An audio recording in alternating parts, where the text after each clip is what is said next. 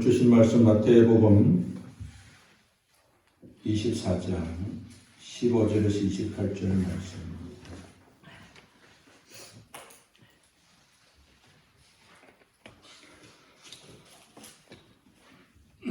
그러므로 너희가 선지자 다니엘이 말한 바 멸망에 가장한 것이 거룩한 곳에 선 것을 보거든 읽는 자는 깨달을지니라. 그때 유대에 있는 자들은 산으로 도망할지어다.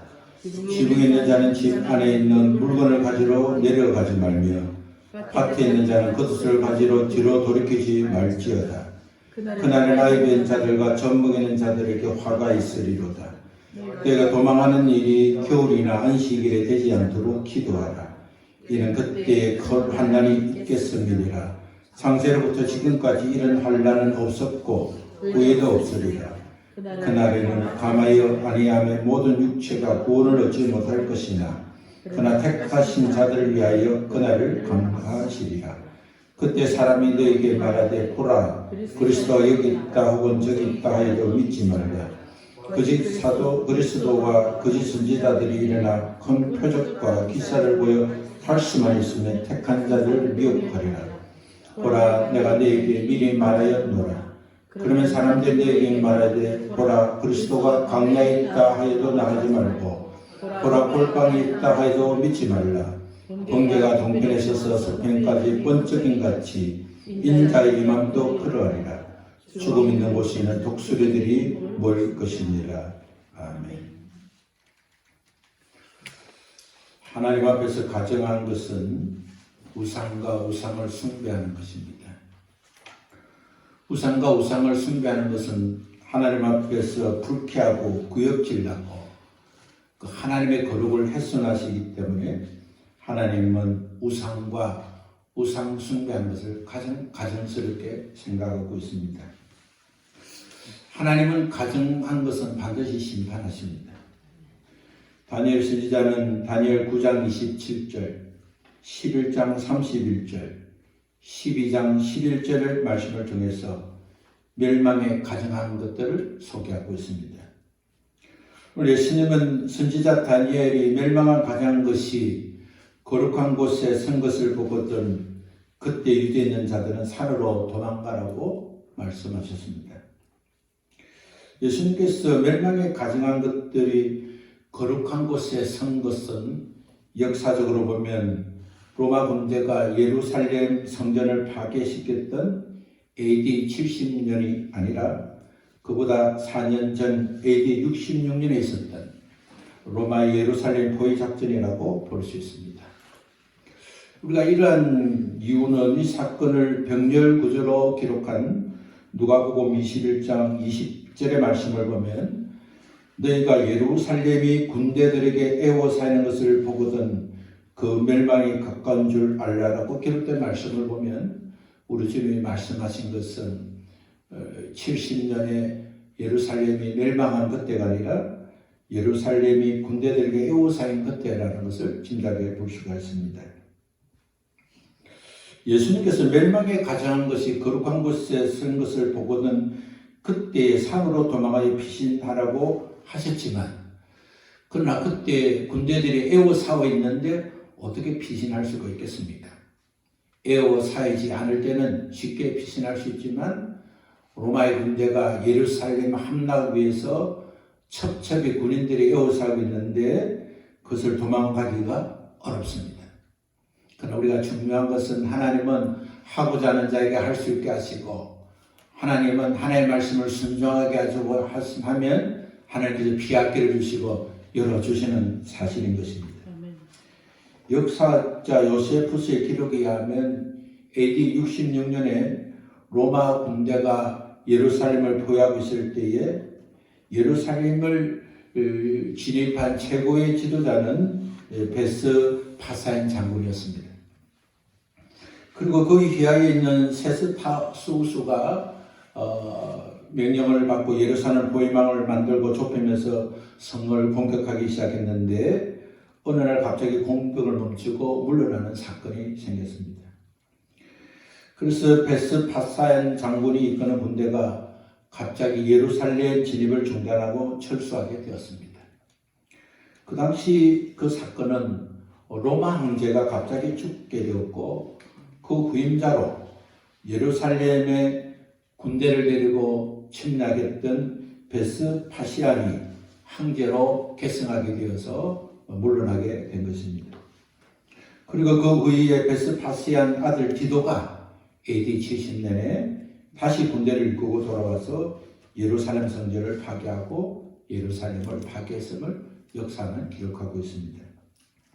예수님께서 멸망에 가져간 것이 거룩한 곳에 선 것을 보는 것은 1차적으로 우리가 예루살렘 군대에 에워싸는 것을 말하는 것이고, 또 우리 주님이 오늘 본문의 말씀을 자세히 보면 예루살렘에 망하는 그때만 말하는 것이 아니라 이것은 마지막 세상의 심판도 함께 예언해 주고 있다는 사실을 우리가 알 수가 있습니다.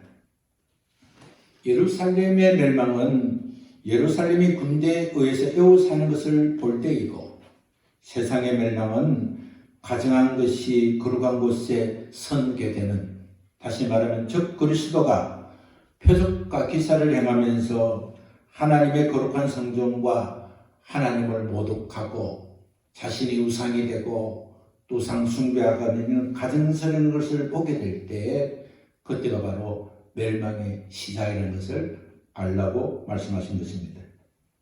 예수님이 이런 가증한 짓을 하는 것을 보거든 그때 산으로 도망하라고 했었습니다.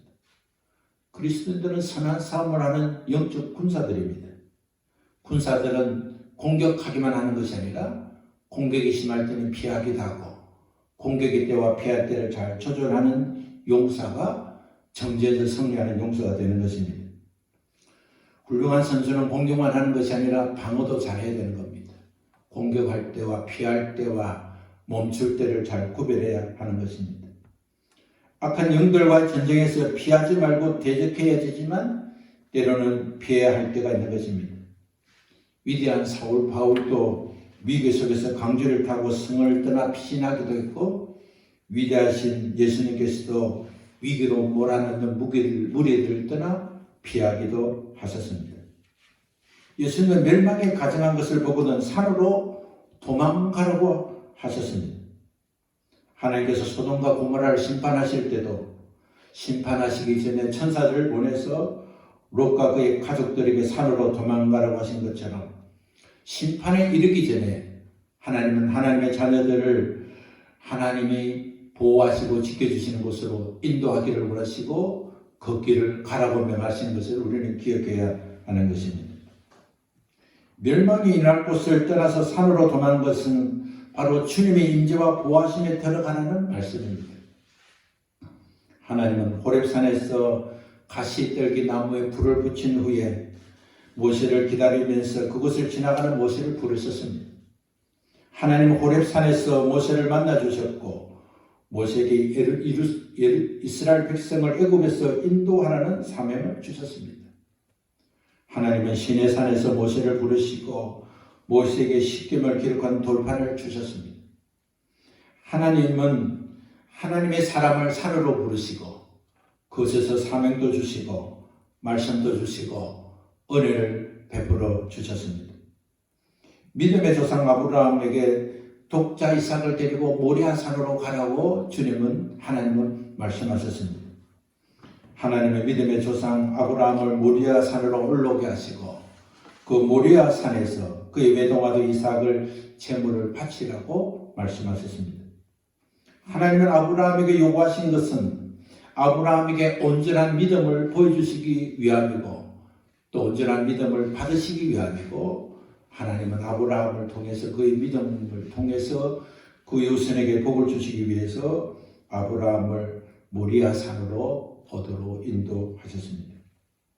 하나님은 이삭을 대신하여 받으실 제물을 직접 준비해 주셨고 아브라함을 산에서 기다렸었습니다. 아브라함은 하나님 방식대로 말씀하신 대로 독자 이삭을 데리고 산물길을 떠나서 또 떠나기 전에 아들을 제물로 바치기 위해서 화목 제물로 바치기 위해서 장작을 준비하고 그는 사흘길을 걸어서 모리아산으로 올라갔습니다. 아브라함은 모리아산에서 제단을 만들고 아들을 잡기 위해서 칼을 들고 치료했지만 아브라함을 지켜보시는 하나님께서 아브라함아 아브라함아 하고 부르시면서 칼을 내리게 하시고 준비된 순양으로 제물을 드리게 하셨습니다. 그리고 하나님은 모리아산에서 아브라함의 믿음을 인정해 주시고 그의 자손과 후손들에게 복을 받는 길을 열게 주셨습니다.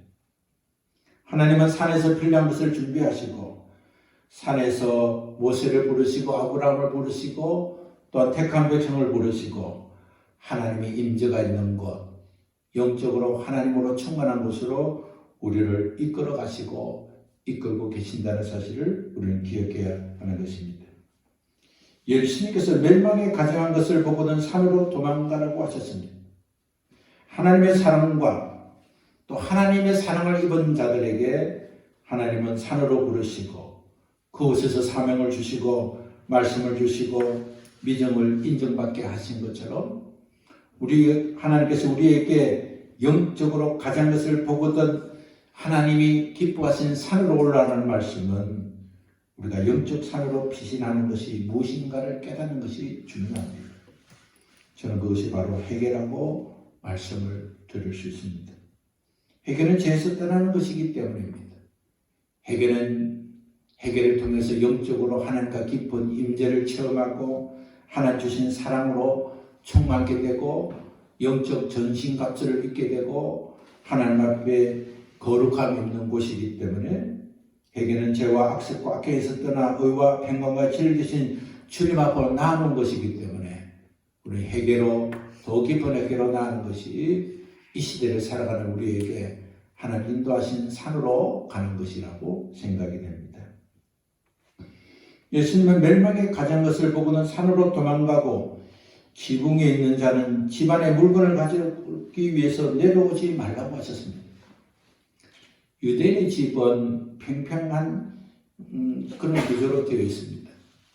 마치 우리나라의 스라브 평평한 지붕처럼 그렇게 되어 있는데 유대인은 지붕 위에서 휴식도 취하고 기도도 하는 장소로 사용하고 있습니다. 그래서 지붕에 올라가 있다가 휴식하기 위해서 갔든지 기도하기 위해서 지붕에 올라가면 거기서 내려오지 말라는 겁니다. 왜 내려오지 말라고 했습니까? 유대인의 집은 집과 지붕이 옆에 집과 다 같이 연결이 되어 있습니다. 그래서 도망가기 위해서는 내려오지 말고 옆집 지붕을 통해서 산으로 빨리 도망가라고 하는 것입니다. 다른 집과 연결된 지붕을 통해서 급히 산으로 도망가기 위해서 그 집에서 내려오지 말라고 말씀하신 것입니다. 임박한 심판이 눈앞에 닥쳤음에도 불구하고 살던 대로 살려가면 죽는 것입니다. 내가 올라갔으니까 내려가야지. 옥상에 있으면 당연히 일단 집으로 내려간 다음에 무엇을 해야지 때가 아니라 하나님께서 우리의 영안을 밝혀주시고 또 우리가 볼 때 임박한 진노가 임박한 것들이 가증한 것들이 거룩한 곳에 선 것을 보일 때 될 때에 우리는 급히 하나님께서 심판하신다는 사실을 알고 급히 산으로 올라가야 한다는 것입니다. 어리석고 지식과 지혜가 없는 사람은 열심히 하기만 하면 되는 줄 압니다. 뭐든지 열심히 하면 되는 것이 아닌 것입니다. 운동을 열심히 하면 건강해지는 것이나 잘못된 방식으로 운동을 열심히 하면 할수록 몸이 더 망가집니다. 보양식품을 많이 먹으면 몸이 좋아하는 것이지만 많이 먹기만 하면 오히려 몸이 더 망가집니다.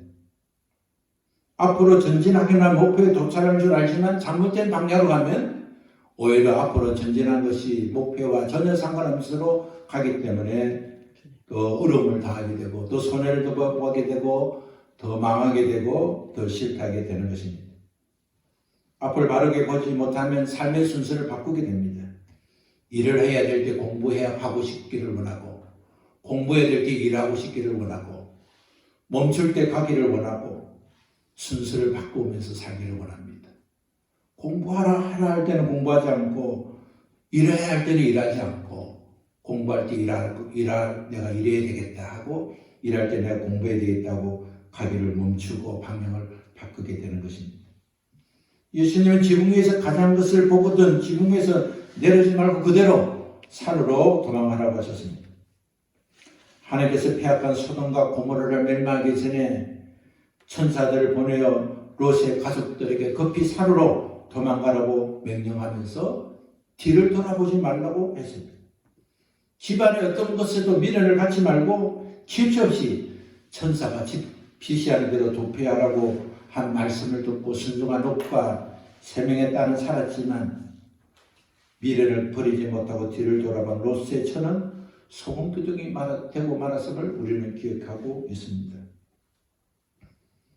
예수님은 멸망에 가증한 것이 거룩한 곳에 쓴 것을 보거든 지붕에 있는 자는 내려오지 말고 밭에 있는 자들은 그것을 가지러 뒤를 돌이키지 말라고 말씀하셨습니다. 주님은 입은 그대로 도피하라고 하셨습니다. 밖에서 일을 하기 위해서는 겉옷을 벗었습니다. 그러나 사람들이 많은 곳으로 가기 위해서는 반드시 겉옷을 입어야 되기 때문에 내가 아무리 급해도 겉옷을 입고 가야지 하고 겉옷 입는 시간도 사용하지 말고 벗은 상태로 겉옷을 벗은 상태로 그대로 도망가라고 말씀했습니다. 급히 도망할 사람이 자신의 약함과 추위와 더위를 가리기 위해 겉옷을 입을 시간이 없는데 그것을 입으려고 주저하다 보면 도망갈 수도 없고 기회도 놓치게 되고 실패하게 된다는 말씀인 것입니다. 예수님은 지체하지 말고 안전한 산으로 도망가라고 말씀했습니다. 말세를 준비하는 신앙은 죄를 위선과 종교 행위로 자신을 가리면 되는 것이 아닌 것입니다. 여러 죄를 많이 지었지만 잘못한 것이 많지만 그러나 악하고 더러운 시대에 말세 시대에 내가 그런 사람으로 보이지 말고 나의 죄와 허물을 악습과 악행을 종교 생활로 미선으로 가린다고 가르치는 것이 아닌 것입니다. 오히려 벗은 상태로 하나님 우리의 죄와 허물을 회개하고 용서받는 자가 말세를 준비하는 신앙이 되는 것입니다. 이것은 겉옷을 입고 속사람을 감추는 것이 아니라 드러내는 것입니다. 자신이 있는 그대로 주님께 드리면서 주님 저희는 추한 자입니다. 이런 들은 자입니다. 주님 저희 겉옷을 벗었습니다. 예수님은 우리의 있는 그들의 모습을 보시고 우리의 제망과 어두운 악습과 악행을 보시고 회개할 때 용서해 주시고 새롭게 하시고 깨끗게 하시고 은혜를 베풀어 주시는 하나님이신 것입니다.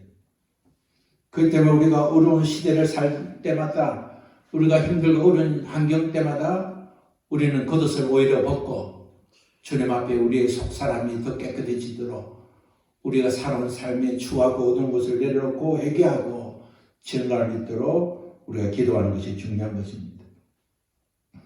주님은 그날에는 아이된 자들과 젖먹이는 자들에게 화가 있으리라고 말씀했습니다.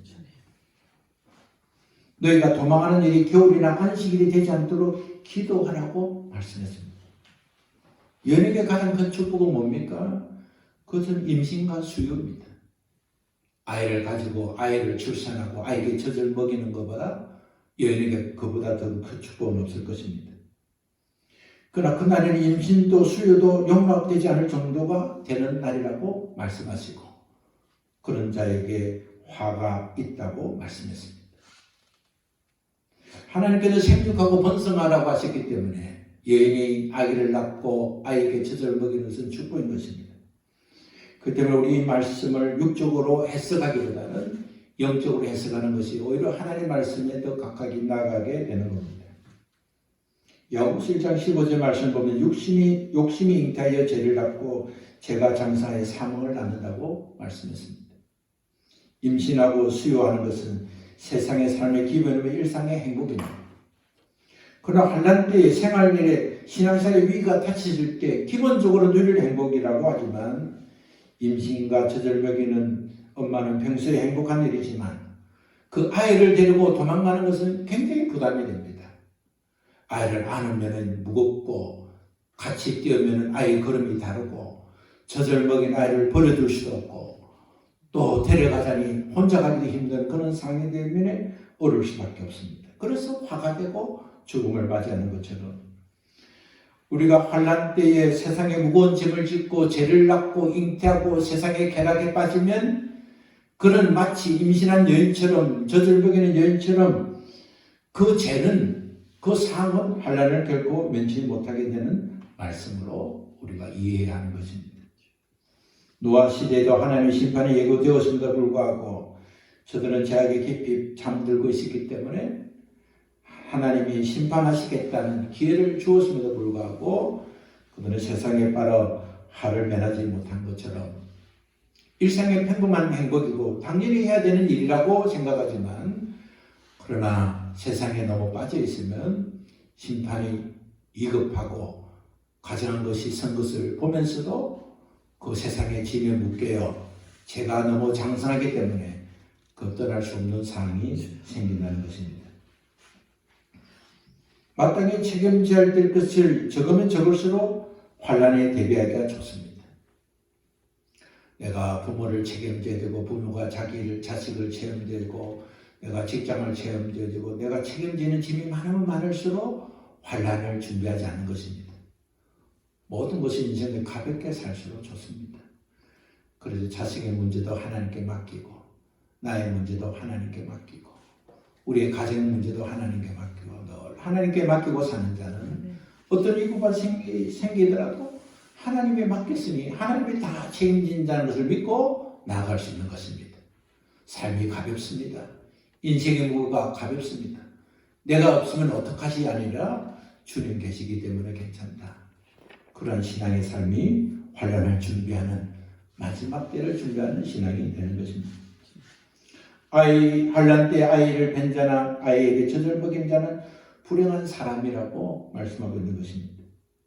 이들은 다른 사람보다 시련과 고통을 많이 당하게 될 것입니다. 그러나 이것은 육체적인 문제를 말하는 것이 아니라 신앙적 영적 문제를 말하는 것이기 때문에 우리가 환난이 닥칠 때 신앙이 위가시할 때 세상 일로 묶이는 자가 되지 말고 평소의 작은 일부터 자유를 누려야 됩니다. 진리를 알아야 됩니다. 진리 대신 예수 그리스도로 충만해서 모든 것 주님이시면 된다는 믿음을 가지고 사는 자는 환난 때도 자식의 문제도 부모의 문제도 자신의 문제도 가정의 문제도 사업의 문제도 늘 일상에서 주님께 맡기고 주님이 하실 수 있습니다.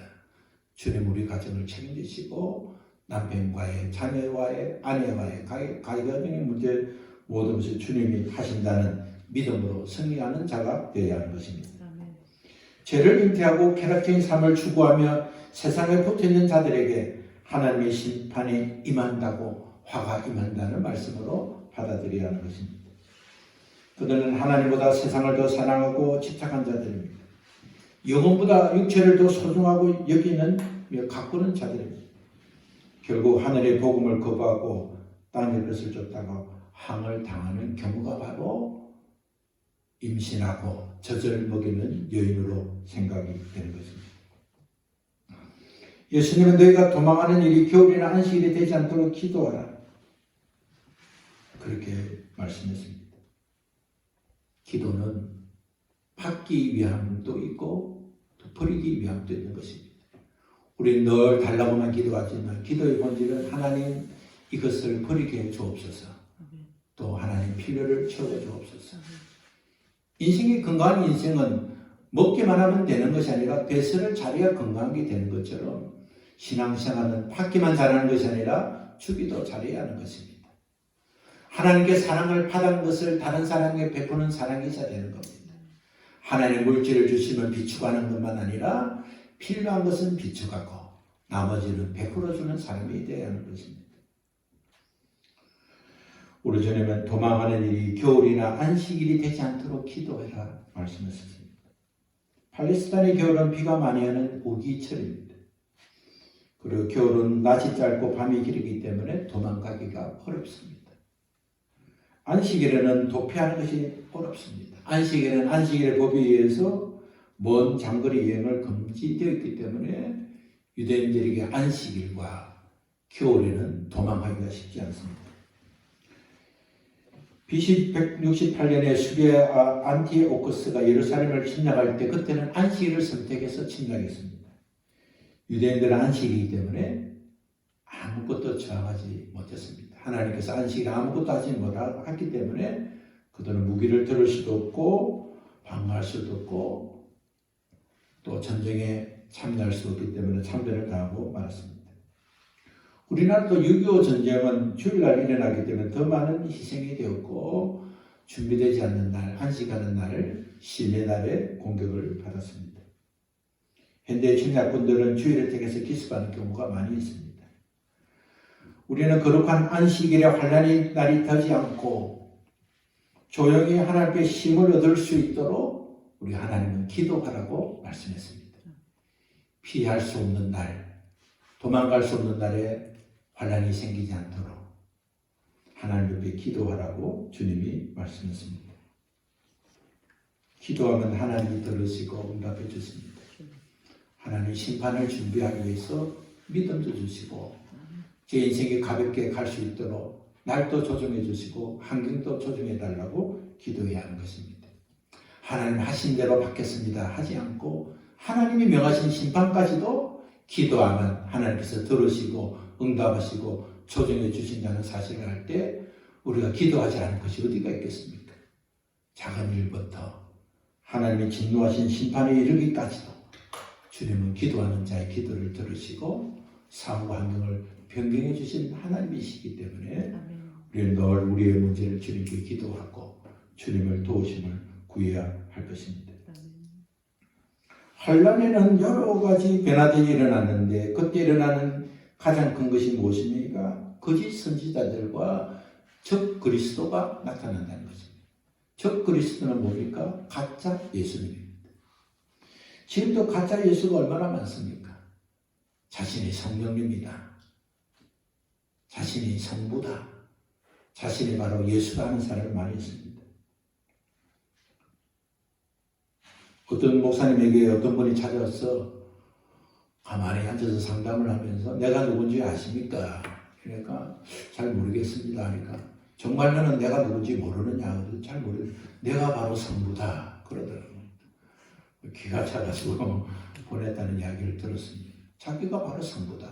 누가 영적인 사람이라면서 어떻게 성부인 나를 알아보지 못하느냐. 시대가 정말 악하고 정말 정신이 이상이 된 사람 그 이상으로 영적으로 육적으로 미친 것만 아니라 영적으로 미친 사람들이 많이 있습니다. 그러나 주님은 분명하게 말씀하십니다. 예수님의 재림은 어떤 특정 지역이나 특정 인물에 국한되지 않고 누구나 알 수 있도록 나타날 것이라고 말씀했습니다. 예수님은 광야에 있다 하더라도 믿지 말고 고방이 있다도 믿지 말라. 광야에 있다 하도 나가지 말고 골방에도 믿지 말라는 겁니다. 광야는 어디입니까? 유대의 구원자 메시아가 나타날 곳입니다. 모세가 그랬고 요한이 그랬습니다. 위대한 지도자들은 광야에서 또 위대한 지도자를 부르는 자들도 광야에서 외치는 자로 살았습니다. 골방은 기도하는 장소, 교회, 교실, 비밀된 장소를 말할 수 있습니다. 성경은 예수님의 재림은 돌발적이고 일반적이고 명백한 것이지 여기 있다 저기 있다 그렇게 말을 듣고 아는 것이 아닌다는 것입니다. 주님은 번개가 동편에서 나서 서편까지 번쩍이는 같이 재림한다고 말씀합니다. 누구나 번개가 번쩍이면 알 수 있듯이 주님이 재림하신 것은 누구가 거기 있다 여기 있다 아는 것이 아니라 우리가 어디에 있든지 주님이 재림하셨구나 하는 것을 알게 되기 때문에 어떤 사람의 말을 듣지도 말고 어떤 소문을 따르지도 말고 어떤 표적과 기사도 믿지 말라는 겁니다. 표적은 사람에게 행하는 것이고 기사는 자연환경에 행하는 것인데 사람이 막 병이 고치고 변화가 되고 놀랄 일이 일어나고 환경이 바뀌게 되더라도 표적과 기사를 보고 믿지 말고 너희들이 다 알 수 있도록 우리 주님이 재림하시기 때문에 다른 사람의 말을 믿지 말고 너희 눈으로 너 감각으로 너 믿음으로 온전히 볼 수 있겠다고 주님이 말씀해 주었습니다. 계시록 1장 7절의 말씀을 보면 볼지어다 그가 구름을 타고 오시리라 각인의 눈이 그를 보겠고 그를 찌른 자들도 것이요 볼 것이요 땅에 있는 모든 족속이 그를 말미암아 애국하리라 했습니다. 주님 오실 때는 모든 사람이 볼 수 있습니다. 주님이 재림이 가까울수록 적 그리스도와 거짓 스승들이 잘못된 소문을 만들고 다닙니다. 우리 단체에 와야 구원을 받는다. 지금 이단들이 얼마나 많습니까? 우리의 공동체에 와야 구원을 받는다. 여기 와야 살 길이다. 성경은 버젓이 말씀하고 있는데 그들은 성경을 가지고 속인데도 성경을 믿는 자들이 그들의 속임에 빠져서 이단에 빠지고 거짓 영들에게 그렇게 사용이 되는 현실을 우리는 보고 있습니다. 이 시대는 미혹하게 하는 영들이 판을 치고 속게 하는 영들이 판을 칩니다. 믿음으로 바라서 회개하지 않으면 우리도 알지 못하는 가운데 미혹하게 하는 영에게 빠지고 혼란스럽게 하는 영에 빠지고 우리가 이용당하게 하는 영에게 이용을 당하게 되는 것입니다. 그래서 우리 주님은 마지막 시대가 되면 될수록 가증한 것을 보게 될 때에 거룩한 성전에 우리가 거룩하다 하는 우리의 믿음의 마음판에 우리가 믿음의 눈, 영적 눈을 볼 때 가증한 것이 내 안에 있구나. 가증한 것이 그곳에 있구나 하고 볼 때에 우리는 악한 영들에게 휘둘리지 않고 성령의 이끌림을 받을 수 있도록 때는 나를 미혹하는 것들이 많이 있겠구나. 거짓의 영들이 많이 활동할 때구나 라고 생각하고 우리는 하나님 말씀을 믿고 미혹당하지 않도록 힘써야 하는 것입니다. 오늘 28절을 같이 읽겠습니다. 시작. 죽음 있는 곳에는 독수리들이 모일 것입니다. 독수리는 시체를 먹는 새입니다. 독수리들은 시체가 있는 것을 잘 알고 때를 모아서 모이게 되는 것입니다. 오늘 주님 말씀하신 이 말씀의 1차적인 것은 예루살렘 군대들이 에워싸임을 당하고 그들이 죽음을 당할 때에 독수들이 모였다는 사실은 로마 군대의 군기에는 독수리 현상이 새겨져 있고 유대인들이 덮친 죽음과 재앙을 생각하다면 1차적인 해석은 로마 군대가 와서 독수리의 군향을 가지고 있는 그들이 와서 예루살렘을 멸망하기 위해서 모일 것이라는 사실을 우리는 역사적으로 받아들일 수 있습니다. 그러나 이것을 또한 우리 마지막 시대에 말세의 종말을 알리는 주님의 말씀을 볼 때 영적 죽음이 올 때에 악한 영들이 죽은 시체를 먹기 위해서 독수리가 모이듯이 하나님의 심판이 죽음의 심판이 강하게 역사하게 될 것인 것을 우리가 볼 수 있습니다. 우리는 지식의 말씀연사, 지혜의 말씀연사, 영분별 연사를 구하고 있습니다. 왜 우리가 그것을 구해합니까? 그것은 멸망에 가증한 것을 더 빠르고 더 쉽게 보기 위함인 것입니다. 그때가 되면 우리는 도망갈 수 있는 자가 되어야 하는 것입니다. 우리의 일상에서도 참 이것은 가증한 일이다. 이곳은 정말 가증한 곳이다. 이렇게 사는 것은 내가 가증하게 사는 것이라는 것을 보게 되거든 우리는 하나님의 임재의 산으로 떠나야 하는 것입니다. 하나의 임재의 품으로 들어가야 하는 것입니다. 어떻게 들어갈 수 있습니까? 회개할 때만 들어갈 수 있습니다. 회개하고 예수를 믿을 때 구원을 받는 것처럼 회개하고 예수를 믿고 믿음으로 하나님의 임재 안으로 들어가야 하는 것입니다. 세상 일에 열심을 내어야 하지만 또한 영적인 일에도 같은 열심을 내어야 하는 것입니다. 세상을 살 때는 떡이 없으면 살 수 없지만 사람은 떡으로만 사는 것이 아니라 하나님의 말씀으로 살아야 한다는 주님의 말씀을 기억해야 하는 것입니다. 한 손에는 떡을 먹기 위해서 한 손에는 영적 양식을 먹기 위해서 우리는 일하는 손이 되어야 되고 일하는 발이 되어야 하는 것입니다. 세상에 묶여있지 않고 얼마든지 벗을 수 있는 신앙의 삶을 살아야 됩니다. 하나님께서 모세에게 이곳은 거룩한 곳이니 너희 신을 벗으라고 하신 것처럼 주님 앞에 거룩하게 설 때에는 세상의 신을 벗고 주님 앞에 설 수 있는 자가 되어야 하는 것입니다. 세상에 필요를 많이 가지고 있는 것이 필요합니다. 하나님 자녀로서 부유를 누리고 건강의 복도 누리고 하나님의 풍성한 삶을 살면서 하나님을 자랑하고 하나님의 자녀의 기쁨을 누리는 것은 중요합니다. 그러나 주님이 부르실 때 얼마든지 벗을 수 있는 그런 신앙의 삶이 되어야 됩니다. 저는 절대 그것을 놓치지 않습니다. 저거 어떻게 구한 것인가, 어떻게 받은 것인데 나는 이것을 내려놓지 못합니다 하는 신앙은 마치 아이를 뵌 엄마같이 젖을 먹이는 엄마처럼 내려놓지 못하고 벗지 못하는 것 때문에 화를 당하게 되는 것입니다.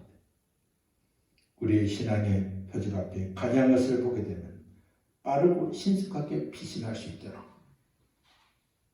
지붕에 올라간 자는 내려오지 말고 밭에 있는 자는 겉옷을 입으려 하지 말고 거짓 선지자와 거짓 그리스도 앞에 미혹당하지도 말고 오직 하나님만이 나의 주님심을 믿음으로 살아가고 살아온 기반을 갖고 진리 되신 주님 붙들고 이 땅이 영원한 땅이 아니라 하나님 우리를 인도하시는 그 땅이 영원한 땅인 줄 알고 삶의 무게를 내려놓고 죽음이 있는 땅이 아니라 생명이 있는 땅으로 날마다 믿음으로 전진하는 우리 모두 되시기를 예수님 이름으로 축원합니다. 함께 일어나겠습니다.